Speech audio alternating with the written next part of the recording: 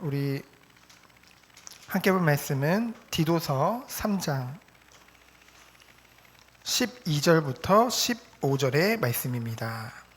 디도서 3장 12절부터 15절 말씀,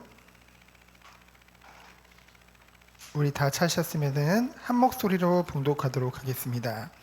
내가 아데나 두기고를 내게 보내리니 그때 내가 급히 니고볼리로 내게 오라. 내가 거기서 겨울을 지내기로 작정하였노라. 율법교사 세나와 및 아보로를 급히 먼저 보내어 그들로 부족함이 없게 하고 또 우리 사람들도 열매 없는 자가 되지 않게 하기 위하여 필요한 것을 준비하는 좋은 일에 힘쓰기를 배우게 하라.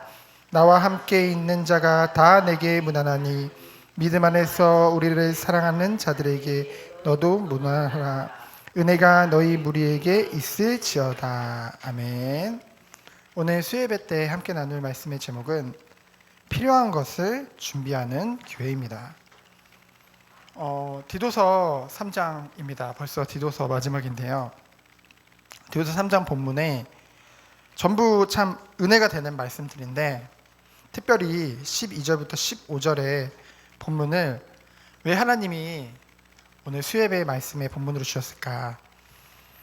이 그레데 교회의 마지막으로 부탁한 이 바울의 중심이 개인적으로 너무 좋더라고요. 무엇이 좋냐? 이 바울 자신도 선교와 많은 핍박 그리고 고난, 본인 처지도 사실은 인간적으로 봤을 때는 녹록지 않은 상태임에도 불구하고 동역자들의 어려움까지도 살펴주고 그들을 도우라 부탁하는 그런 바울의 중심을, 그리고 그릇을 보게 되어졌습니다. 그러면서도 14절에 보니까 또 우리 사람들도 누구나요? 바로 그레데 교인들, 교회 성도들을 말하고 있죠. 그들에게 말하기를 열매 없는 자가 되지 않게 하기 위하여 필요한 것을 준비하고 좋은 일에 힘쓰기를 배우게 하라고 말하고 있습니다. 그것이 하나님이 원하시는 것이기 때문이죠. 하나님의 은혜로 성도는 구원을 받았습니다. 단 한 번뿐인 인생이죠. 이 땅에서 삶은 단 한 번뿐인 인생입니다. 근데 대부분 성도는 하나님이 구별하신 것인데요. 중요한 이 성도로서 받을 축복 중에 축복이 바로 영적인 열매들이거든요. 그러한 열매 없는 자가 되지 말라고 하고 있는 것이죠. 말만 무성해서 입만 살아서 얘기하는 것이 아니라 정말 삶 가운데 열매 있는 자가 되기를 원하시는 것입니다. 그러면서 하나님이 정말로 필요로 하시는 것을 준비하는 것이죠. 어떻게 해요? 영육간에 준비하는 것입니다. 영적으로 무너지지 않을 그 반석과 같은 믿음을 정말 우리가 준비하고요. 그러면서도 그 안에서 육신적으로도 정말 필요한 것을 응답받을 수 있는, 심부름할 수 있는 그런 힘을 갖추는 것이죠. 그 이유가 무엇입니까? 결국은 좋은 일에 힘쓰기 위해서. 좋은 일은 무엇입니까?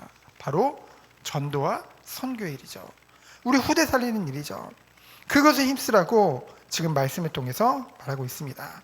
그렇다고 한다면은 하나님이 필요로 하시는 정말로 중요한 것들을 준비하는 교회 응답을 받기 이전에 먼저 우리가 기본으로 갖출 것이 있습니다. 무엇입니까? 1절에 보니까 너는 그들로 하여금 통치자들과 권세 잡은 자들에게 복종하며 순종하며 모든 선한 일 행하기를 준비하게 하며. 여기서 통치자들과 권세자들은 쉽게 말하면은 이제 국가 앞에, 그렇죠? 국가 앞에 하나님을 배반하지 않는, 다른 말로 하면 진리에 떠나지 않는 것에 있어서는 국가가 정하는 일에 순종하고 그것에 함께 우리가 동참을 하는 것이죠.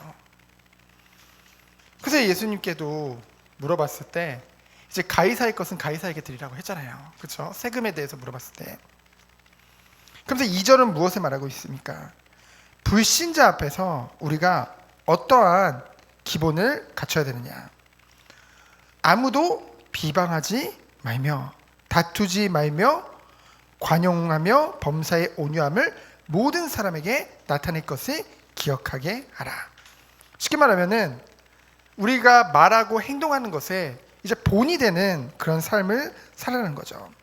베드로전서 2장 22절에 보면은 21절에 보면은 예수 그리스도께서 그는 죄를 범하지 아니하였고 그 입에 거짓이 없으셨다고 하셨죠. 예수 그리스도가요. 그래서 예수 그리스도께서 직접 나를 본으로 삼고 너희 또한 이 응답을 누리라고 베드로전서 2장 20절에 말씀하고 계십니다. 그러면서 무엇입니까? 또한 온유함의 모범이 누굽니까? 예수 그리스도죠. 마태복음 11장 29절에 보면은 나는 마음이 온유하고 겸손하니 나의 멍에를 메고 내게 배우라. 그리하면 너희 마음이 쉼을 얻으리니. 세상 사람들이요 굉장히 사납죠. 급합니다. 잘난 척합니다. 그런 사람일수록 마음에 사실은 평안이 없는 거예요. 쉼이 없는 것입니다. 끊임없이 자신을 나타내야 되기 때문에. 그러나 그리스도 안에 있으면 참된 온유함과 겸손함과 쉼이 있는 것이죠. 그것이 정말로 그리스도를 누리는 자의 축복입니다. 그럼 뭐예요? 모든 사람에게 이것이 나타낼 것이라는 거죠. 정말 하나님을 믿고 정말 하나님의 은혜 가운데 있는 사람들은 불신자들 또한 그들을 보며 쉼을 얻게 된다니까요. 불신자들이 볼 때마다 그 사람을 보니 더욱더 교회 가기 싫다. 그래서 안 되잖아요. 그래서 성도가 누릴 축복이죠. 그래서 두 번째로, 그렇다면 우리가 받은 은혜는 무엇입니까? 3절에 보니까 우리도 전에는 어떠한 자라고 그랬어요? 어리석은 자요. 왜 어리석습니까? 하나님을 믿지 않기 때문에. 하나님 믿지 않는 게 최고로 어리석은 거잖아요. 그러면서 뭐 했대요? 순종하지 않았죠. 당연히 하나님을 믿지 않으니 내 고집 따라 하나님을 거역하며 그 바로와 같은 완고한 마음으로 살 수밖에 없는 것이죠. 그러면서 뭡니까? 속은 자요. 사단에게 속을 수밖에 없었던 그런 삶을 살았었습니다. 그러면서 뭐예요? 여러 가지 정욕과 행락의 종로로 타는 자, 묶인 자로서 자유가 없이 살 수밖에 없었죠. 그러면서 악독은 타인에게 해를 끼치는 거죠. 그러면서 투기와 다른 사람의 잘 되는 거를 보지를 못해요. 시기하고 질투하고. 그러면서 뭐라고 했습니까? 가증스러운 자요. 가증스럽다는 것을 원어를 보면은 하나님을 말로는 시인하나 행위로는 부정하는 자입니다. 쉽게 말하면은 말로는 복음을 말하나 행위로는 죄악을 짓는 자들을 가증스러운 자라고 하죠. 그러면서 미워한 자. 무엇을 미워합니까? 하나님을 떠난 자의 특성이 미움이 많아요. 그렇죠? 하나님을 정말 믿는 사람들은 사랑이 넘치죠. 그러나 미워할 수밖에 없는 것입니다. 그래서 뭡니까? 하나님을 정말 믿는 자는 위로는 하나님을 사랑하고, 그리고 또 하나님으로부터 사랑을 받고, 그리고 옆으로는 우리와 관계된 모든 사람들을 사랑할 수밖에 없는 그 축복을 누리게 되는 것입니다. 그래서 좀 길지만은 꼭 읽어보세요. 요한일서 4장 7절로 22절에 보면은 무엇을 말하고 있습니까? 요한일서 4장 7절로 22절에 보면은 기니까 7절만 보면은요, 사랑하는 자들아 우리가 서로 사랑하자. 사랑은 하나님께 속한 것이니 사랑하는 자마다 하나님으로부터 나서 하나님을 알고 사랑하지 아니하는 자는 하나님을 알지 못하나니 이는 하나님은 사랑이시니라. 그래서 20절에 보니까 뭐라고 했습니까? 누구든지 하나님을 사랑하노라 하고 그 형제를 미워하면 이는 거짓말하는 자니 보는 바 그 형제를 사랑하지 아니하는 자는 보지 못하는 바 하나님을 사랑할 수 없느니라. 우리가 이 계명을 주께 받았나니 하나님을 사랑하는 자는 또한 그 형제를 사랑할지니라. 그렇죠? 정말 하나님께서 우리 성도님들을 그리스도 안에 한 형제로 부르셨잖아요. 서로 사랑할 수밖에 없는 것이죠. 그리고 우리 형제들뿐만이 아니라 우리와 관계된 모든 영혼들을 사랑할 수밖에 없는 그 은혜와 축복이 하나님으로부터 오는 것입니다. 그 은혜 안에 누가요? 우리 모든 성도들이 있는 것이죠. 그래서 4절에 보니까 뭐라고 했습니까? 우리 구주 하나님의 자비와 사람 사랑하심이 나타날 때 뭐라고 그러셨어요? 하나님도 사람을 사랑하셨다고 하셨잖아요. 그래서 우리가 잘 아는 요한복음 3장 10절에 보니까 하나님이 세상을 이처럼 사랑하사 독생자 예수 그리스도를 우리에게 주신 것이죠.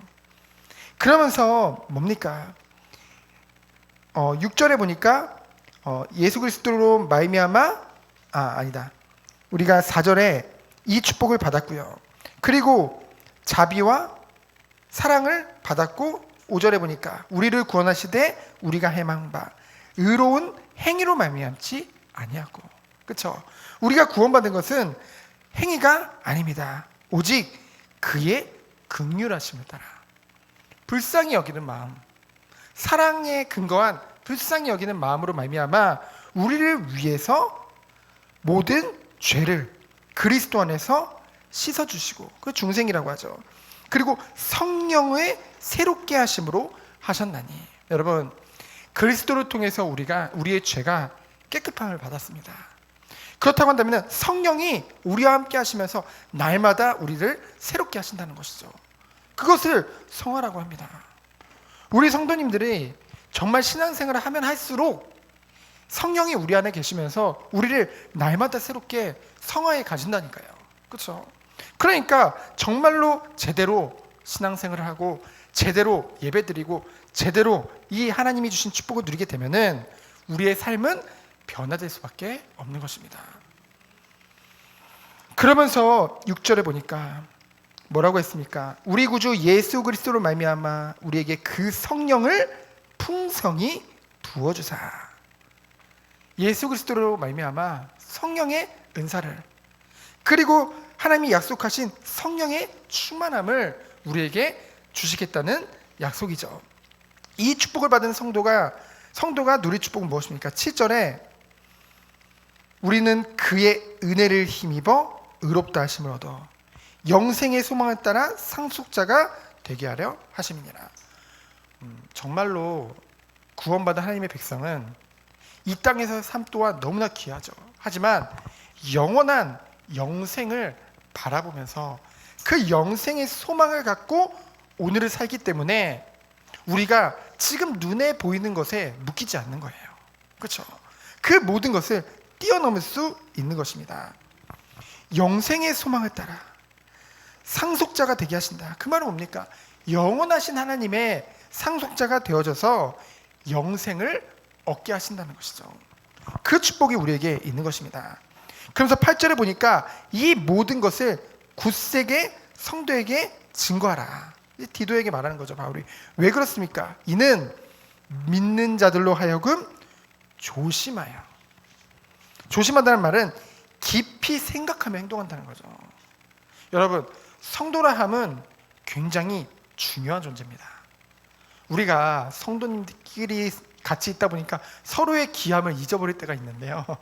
정말로 하나님이 보실 때, 세상으로 봤을 때 세상을 유일하게 살릴 수 있는 빛과 소금으로, 빛의 자녀로, 선전할 자로, 그리스도의 빛을 선포할 자로 우리 한 사람 한 사람을 부르셨다니까요. 그래서 영적인 제사장으로, 그렇죠? 너무나 귀한 거룩한 백성으로 하나님이 불러주신 것이죠. 그래서 무엇입니까? 정말로 이들이 조심하여 선한 일을 힘쓰게 하려 함이라. 그래서 뭐라고 했습니까? 이것은 아름다우며 사람들에게 유익이 되느니라.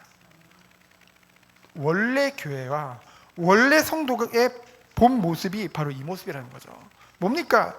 너무나도 아름다우며 불신자들이 봐도 아름답고 사람들에게 큰 유익을 주는 존재. 그것이 바로 성도와 교회가 누릴 축복이죠. 우리가 이것을 회복해야 될 줄 믿습니다. 어디 안에서요? 그리스도 안에서요. 하나님이 주시는 은혜 안에서요. 그러면서 이제 이단에 대해서 9절 11절에 말하고 있죠. 짧게 이제 간단하게 말하면은 논쟁을 피하라는 거죠. 논쟁할 필요가 없다는 것입니다. 11절에 보니까 그들이 이미 부패해졌대요. 굽었다는 거죠. 인격이 그리고 영적으로 완전히 왜곡된 것이 굳어져 있어가지고요, 전혀 말로는 개선될 여지가 안 보이는 거예요. 성령이 역사하셔야 돼요. 그렇기 때문에 이단들하고 얘기할 때는 몇 마디 해보고 정말로 시간 낭비할 필요가 없다는 거죠. 논쟁은 시간 낭비입니다. 악한 영이 붙잡고 있다니까요. 그러면 우리는 뭡니까? 하나님의 시간표를 보면서 기도해 줘야겠죠. 그렇죠? 그 앞에서 싸워서 설득시키는 것이 아니라요. 그렇다고 한다면은 마지막으로 세 번째로, 하나님이 원하시는 것은 무엇입니까? 바울은요, 어떠한 상황이 있든지 환경이 있든지 어떤 문제 어려움 가운데 있든지 상관없이 이러한 중심을 가지고 있었습니다. 12절로 15절의 중심이죠. 왜요? 그것이 하나님이 원하시는 것이기 때문에.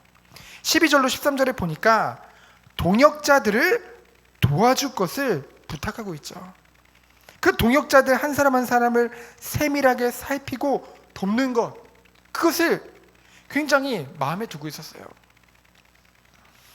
그 이유가 무엇입니까? 14절에 보니까 우리 사람들은 누굴까요? 바로 그레데섬 교회의 성도들이죠.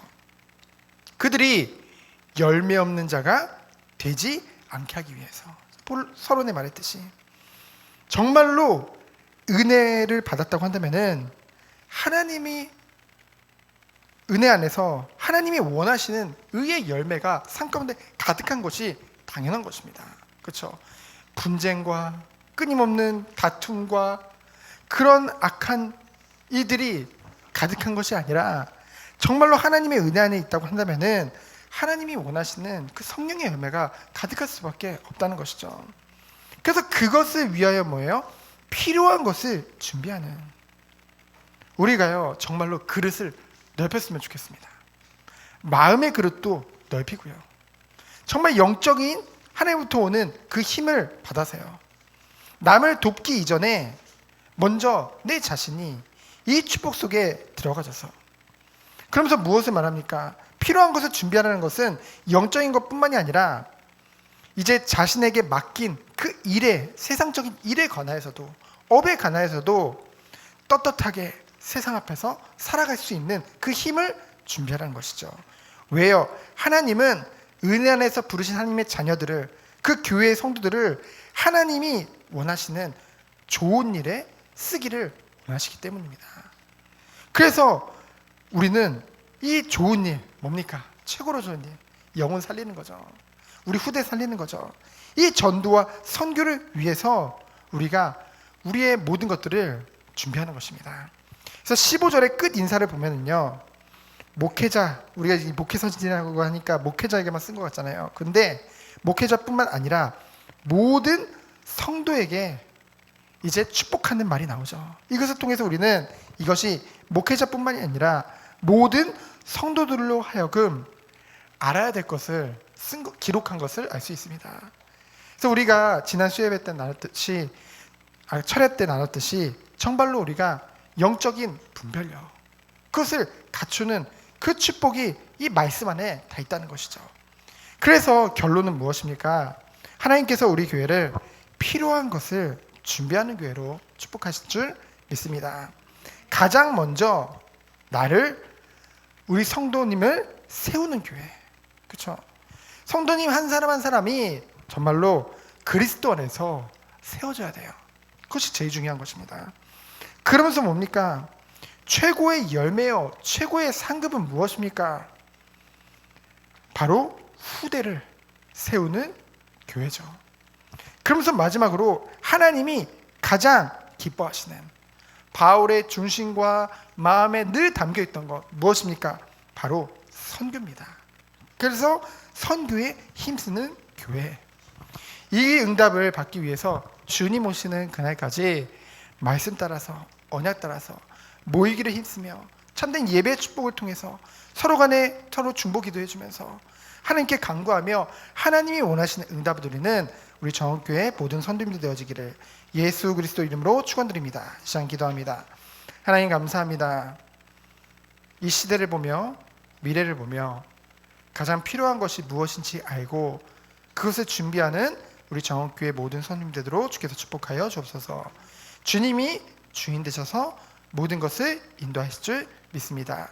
살아계신 예수 그리스도 이름으로 기도합니다. 아멘.